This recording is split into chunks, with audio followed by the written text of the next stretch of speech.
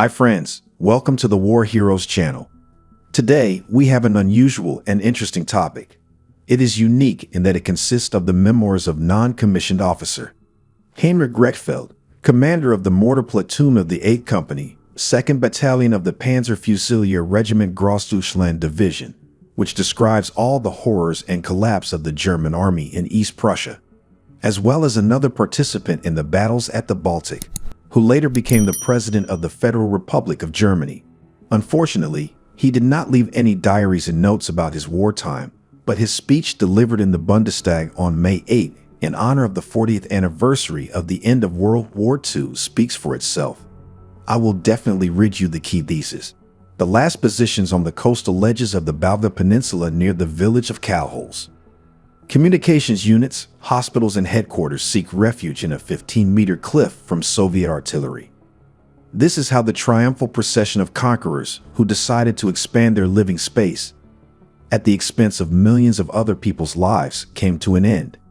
And now they are squeezing into holes and shuddering from every raid of Soviet aviation and artillery strikes in a hurried retreat. Broken groups of German troops. The Wehrmacht lost one of the most combat-ready armies in the Heiligenball cauldron, the remnants of which were transferred to the Frischnierungsspit and to Pillau. From the notes of non-commissioned officer Rechfeld, with our pistols and carbines, as well as our assault rifle, we are in reserve in case of a counterattack. The commander of the infantry unit should be on our left about 100 meters. However, he may have been wounded, as the signalman I sent there to establish. Contacts returned to me only with a map that he found on the spot. I handed over to the battalion commander. As long as Pershkin is still in our hands and there the Russians are most likely to go on the attack. And so it happens. First, the enemy occupies the edge of the forest, having previously processed it with mortar fire, so that fragments fly literally at our ears. The tree uprooters behave especially ugly. This is the name of shells with a particularly sensitive fuse. Each time they carry the fire further and further into the depths of the forest. Then there are screams of hurrah, hooray, from advancing Ivans. They are already near one of the trenches. However, they are not yet visible directly in front of us. But soon we already notice how to the left and right of us they penetrate into the forest. It's hard for us to defend here. Our artillery is firing at the Russians from the forest, but we feel danger from both flanks. While we are tensely looking for a way out, the disgusting scream of the rampaging enemy are heard from both sides of the forest. Then tanks fired at our position in the forest, and fragments of mortar mines literally mowed the grass. It looks like the end of the world. I sent soldiers to take food to the dugout. One of the soldiers has an assault rifle. I take my submachine gun. In the trenches, we are waiting for the shelling. The enemy suddenly ceases fire, and there is silence. I can't believe my eyes. The soldiers come out of the trenches and dugouts. However, at 100 meters in front of us, a wild scream of hurrah is heard, and the Ivans are coming at us. My signalman curses everything in the world, putting a triangular bayonet on his rifle. The rest of the mortars hid behind the first shelters they came across and fired at the enemy. Nearly half of my people have no weapons other than pistols, which can't shoot long distances. My signalman fires his assault rifle. I take cover behind a thick tree and shoot accurately at the very first enemies. Our fire is forcing the Russians to throw their noses into the mud. They remain lying, and this is already a great success for us. We were already hoping that the attack was repulsed when suddenly mines whistled past us, and then shrapnel crackled through the trees. We didn't even hear the mortar shots that opened fire. I look around for cover. Twice fragments flew near me, and it seemed to me as if someone was hitting my legs. Then I felt a burning sensation in both legs. The right leg was paralyzed, starting at the knee. At first I felt no pain at all, completely absorbed in the ongoing battle. It was only now that I realized that I was wounded. Seeking help, I looked around. I see how our commander nods to the soldiers and disappears into the forest. People are in the back. I want to crawl deeper into the forest, but my legs finally fail. I helplessly look ahead. The Russians are returning.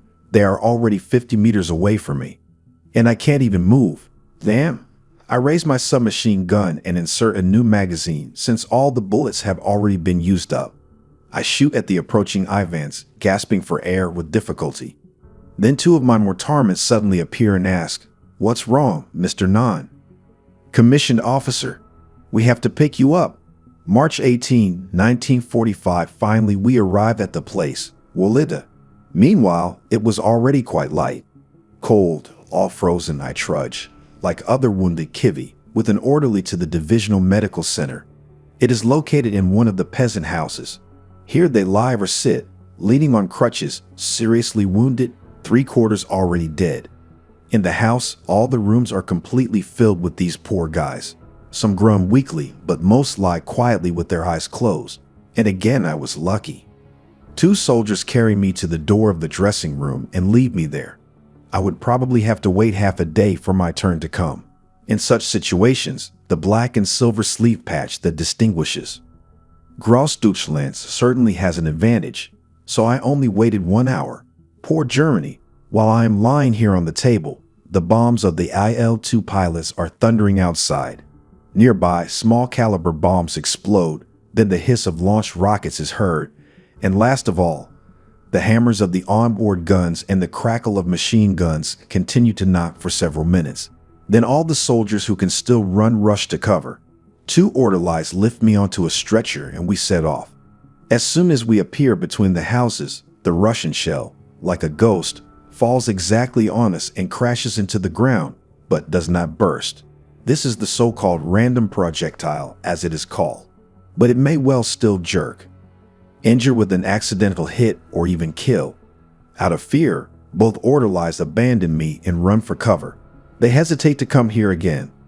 I do not want to die at all, and the feeling of fear does not leave me. Finally, my heroes still appear and are quickly dragged to the next house. Outside the window, you can hear some screams, stamping of feet and running around. It looks like something is going on.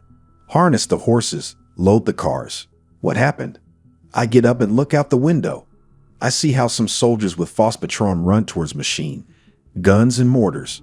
An anti-aircraft gun on a self-propelled carriage approaches the houses. Artillery bombardment begins. Fear gripped me again. Are we going to be left here so easily? The door opens, the orderly comes in, goes from one to the other, shakes them. No reaction. He listens to the pulse. Dead is everywhere. I'm the only one still alive here. The orderly takes soldiers' books from the pockets of the dead and opens the capsules with a personal mark. Then he checks for what's left in the bags. The orderly asks if I need it. At first this jars me, but then I agree, because I don't know if I will get anything from food or smoke in the future. I ask him what did it mean out there, this restlessness? He replies that the Divisional Medical Center should be moved since the enemy, apparently, broke through the front somewhere ahead. Then he quickly exits. The poor guys who are lying here are tankers who survived heavy battles, whose tank were hit and burned down. Now I had only one thought: how would I not be forgotten here? With all my strength, I crawl to the door and see how the orderlies are preparing for the departure. A large number of the wounded are being loaded onto the horse transport vehicles, but no one comes up to me. I yell through the doorway and brandish my submachine gun menacingly. Then two orderlies still approach me and carry me to one of the cars. The doctor stays.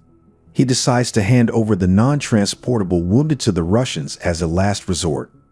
Worst of all, the IL-2 pilots won't leave us alone. They circle around freely, dropping bombs and rockets, firing machine guns at trucks, houses, and soldiers.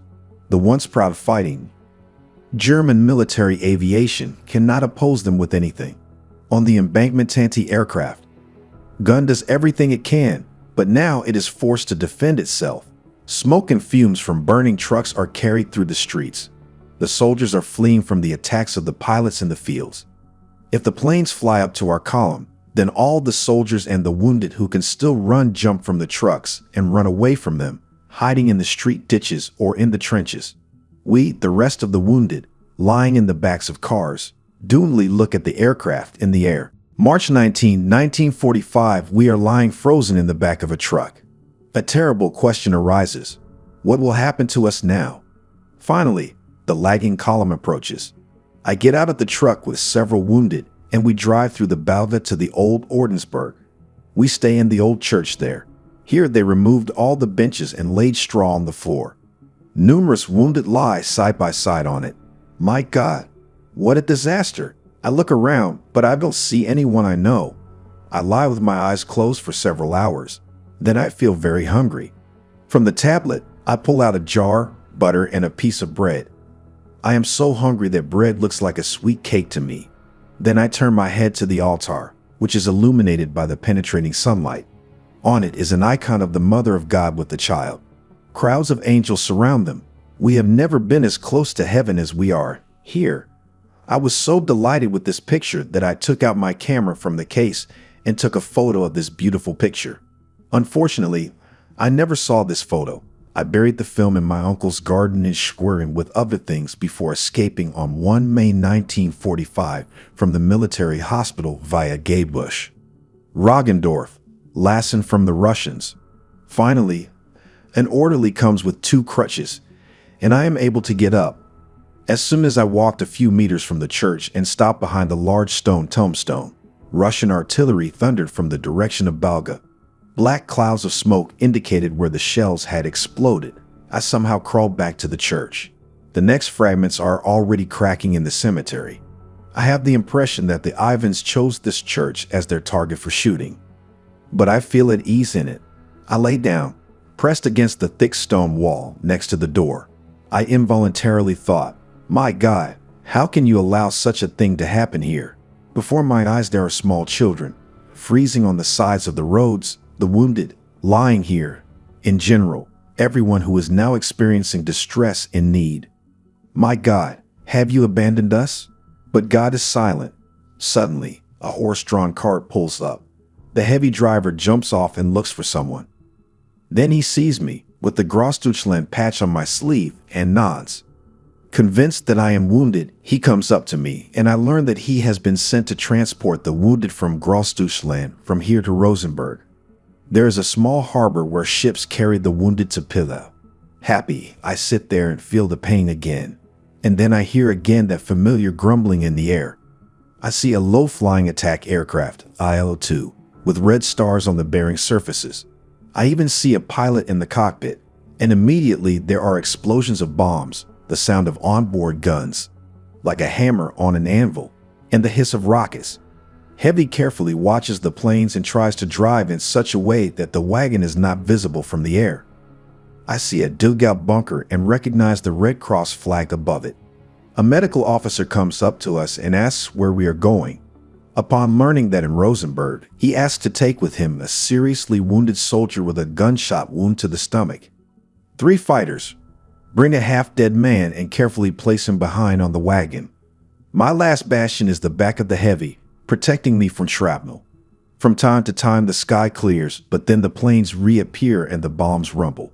I frantically scan the sky, and I see an American Boston bomber heading towards Rosenberg, dropping bombs on the city. The blast wave even reaches us. Everything rumbles and rumbles as bombs explode and black mushroom clouds rise into the air. Now Russian planes are coming in and dropping bombs on Balga. Both horses, in my opinion, are deaf, as they do not react either to explosions raging around. On the water of the bay, I see only a few boats, and the pilots are also firing at them. I look around and the heavy turns its head after me. A whole echelon of enemy planes is heading towards us, which are going to bomb Rosenberg. And of course they noticed us. My God. What will happen now? Airplanes fly over the beach and the shore we are driving on. Here we have no shelter, and I can already hear the onboard cannons and machine guns firing at us. Their roar drowns out even the hiss of rockets.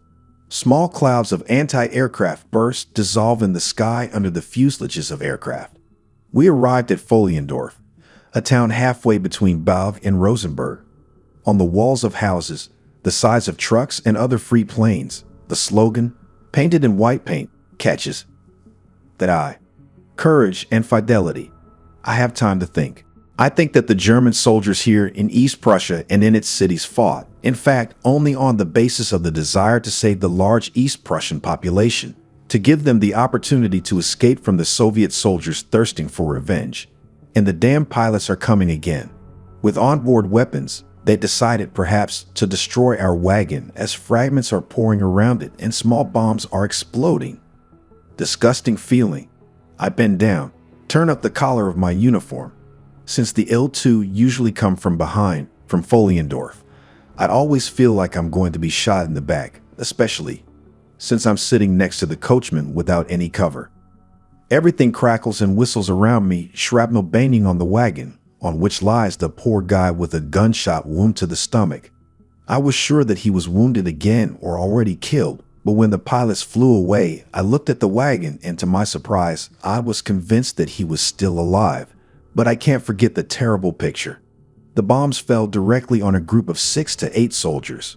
Now they lie bloody, mutilated, with torn off body parts and broken heads. It's truly scary. And everywhere among the dead are scattered small pits from small caliber bombs, which the pilots dropped. After we passed there, I smelled of blood all over. These pictures of destruction will never be erased from my memory. Here, the remnant of the Fourth Army is surrounded in the tightest space, with its back resting on the sea, brave and faithful.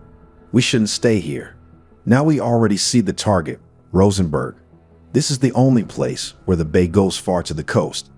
I do not see any ships or similar or people. Fountains of explosions rise up around the wharf, disappearing high into the sunlight. The Katyusha rocket launcher begins to roar, but all the rockets land on the beach and on the water near the embankment.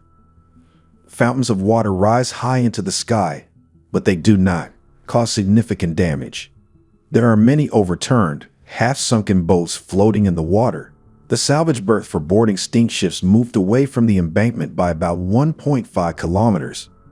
When looking at the wharf at Rosenberg, I see several small motor and row boats and ferries. The bay here wedged into the harbor in a semicircle. Again and again, fountains of bubbling foam rise high from the water. My God, if only I could get to the ship. A terrible fear seizes me again, perhaps stronger than I have ever experienced anywhere. From the steep slope of Hill 21, several soldiers are shouting to us, "You idiot! Get out of here with your cart quickly. You are causing fire on yourself. The Russians are about to be here. Leave quickly." I push the heavy in the back. Forward. Come on. Then the lightning of the rupture flashes right in front of us. Dirt, dust, fumes, fragments. We drive horses. My heavy sits deathly pale next to me. I am in the same terrible state as he is. Kivy holds onto the reins with one hand, in the other he has a whip. I tear them out of his hands and shout at the poor horses, so that the enemy can hear me. Hey, hey! And I wield the whip with noise. Pilots fly somehow lazily, but boldly enough. They bomb the artillery emplacements on the seashore. At the same time, I hear the thunder of anti-aircraft guns, but the stubborn flyers continue to fire from aircraft cannons. Being protected from below by armor, they descend to the ground itself. Nobody can bring them down. Finally, the hammers of the onboard guns fall silent, and no more rockets hiss. Planes plowed all over Rosenberg. Everything here looks terrible. Huge bomb craters appear on the streets along with burning ruins. We suddenly stop at a crossroads near a gendarme concrete bunker and recognize the military police by the tin sign that hangs on a chain around his neck. Their job is to enforce order everywhere. However, the local gendarme is afraid to even stick his head out of the bunker. By the way, on the channel I have an interesting video about what they did in East Prussia during the retreat of German troops. We stop to find out how to get to the pier. Finally, I see a small ship approaching the embankment, swinging on a high coastal wave, and almost runs into the pier. Several sailors quickly jump down, whip the mooring rope onto the bollard, and then shout, "Quickly, quickly, to the ship!" The sailors help me up on deck. All the wounded who manage to get to the pier are also brought to the ship. Then they give mooring lines. The motors are starting to run at full power. The ship shudders. Describing a long arc, the ship moves away from the harbor at high speed. As fast as possible for this type of vessel, the ship moves away from the coast towards Pillau. Now I can already see the harbor approaching us in the middle of the embankment and the East Prussian land, where the Fourth Army came to its sunset. Smoke from burning houses, vehicles, and tanks rose about 100 meters in height. Where are the people going? Machine guns rumble, isolated rifle shots are heard. These are those who are still able to defend themselves, the last daredevils who are trying to hold back the onslaught of the enemy, despite his significant superiority in a territory cut off from 65 to 75 kilometers from the German Eastern Front. It stretched out somewhere in the Danzig area. Now I have already avoided the immediate danger in the combat area, but how could the Russians not approach Pillau? If very little time is now left before the complete liquidation of the army, then why were these heavy and deadly battles needed? Leaving behind the walls of the knight's castle illuminated by flares, one of the last to leave the coast of Frischeshof was Captain Richard von Weizsäcker, who 4 decades later became President of the Federal Republic of Germany. It was he who made the famous speech in the Bundestag on May 8, 1985 on the occasion of the 40th anniversary of the end of World War II. The speech is quite long, but with your permission, I will try to read out the most important fragments, in my opinion, of his speech. Quote, "But nevertheless, every day it became clearer to us, and we all together must declare this today, that May 8 was the day of liberation. This day freed us all from the misanthropic system of National Socialist tyranny. We really have no reason to be among those celebrating victory today, but we have every reason to consider May 8, 1945, the end point of the false path of German history, which gave rise to hope for a better future. For us, May 8 is, first of all, a day of remembrance of what people had to endure. May 8 is not a holiday for us Germans. Most of the Germans were sure that they were fighting and suffering for the just cause of the motherland, but suddenly it turns out that everything was not only futile and meaningless, but even served the inhuman goals of the criminal leadership. Dear friends, I don't know about you, but reading these statements, a lot of questions appeared in my mind. I have a strong feeling that this political man cannot decide what May 8 means for the Germans. Whether this is the end of the suffering of the German people, or liberation from the hated regime, or a day of remembrance. But most of all, I was surprised that May 8 is not a holiday. He said that Germany was liberated from tyranny and regime. Is it not enough? For Russian people, first of all, this is the day of victory over Nazi Germany, from the fascist regime and the ideology that some group of people wanted to install all over the world. We do not celebrate the victory over Germany. Despite the lack of a clear definition, some statements definitely deserve respect. And in his speech, I found one statement that really carries a clear and ambiguous meaning. Quote, "All of us, whether we are guilty or not, whether we are old or young, must acknowledge the past. Those who close their eyes to the past remain blind in the present. Anyone who does not want to remember the inhumanity is in danger of becoming infected again." Beautiful words of a politician, man, but every year on May 8 in Germany is a normal working day. Dear friends, I don't know intentionally or accidentally, but Western civilization is doing everything possible to forget or devalue the contribution of the Soviet Union in World War II. All these statements are a spit in the face of Soviet veterans. I am convinced that while there is no clear definition of what Victory Day is, who wins fascism, and how to not repeat mistakes of the past, the world may again step on the same rake. Dear friends, that's all for today. I am very interested in your opinion. What do you think about it? It was Tim in the War Heroes channel.